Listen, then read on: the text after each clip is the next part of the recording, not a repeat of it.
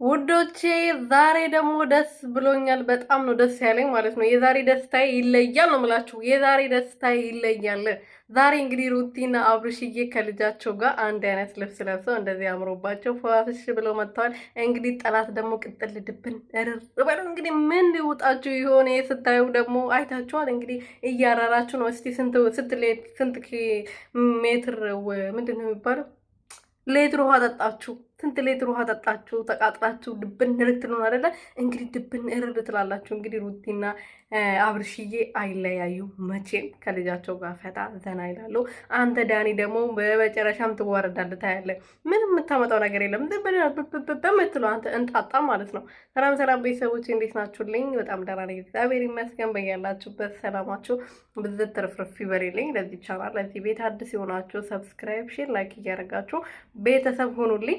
እንግዲህ ያው ዛሬ በጣም ደስ ብሎናል ሁላችንም። ዩቱቡ ቲክቶኩ ሳይቀር ሩቲና አብርሽዬ ልውልጌ ናቸውና ዩቱብ አካባቢ ስትገቡ በጣም ነው ደስ የሚለው እና በጣም ነው ደስ ያለኝ ዛሬ አንድ ላይ ስላየኋቸው።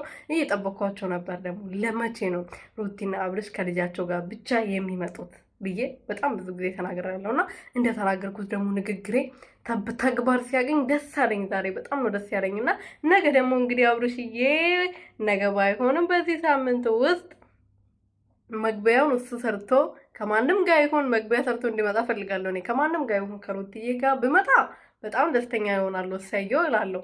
ግን ከሩትዬ ጋር ምን ከማንም ጋር ይሆን እሱ መግቢያ ሰርቶ ሰላም ሰላም ቤተሰብ እንዴት ናችሁ ደህና ናችሁ ምናምን ብሎ ቢመጣ ደስ ይለኛል። ዛሬ አሞታል አብርሃም ጤነኛ አይደለም ስትሉ የነበራችሁ መልስ እንድሰጠኝ እፈልጋለሁ። አብርሃም ስላመመው ነው አይደለ?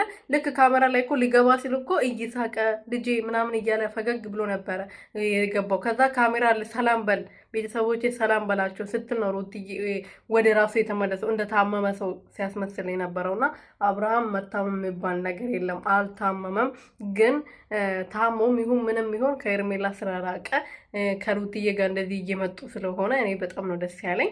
ደስ ያላችሁ የቪዲዮ ላይክ ሼር እያረጋችሁ ቤተሰብ ሁኑልኝ። እወዳችኋለሁ። ደህና ደሩ።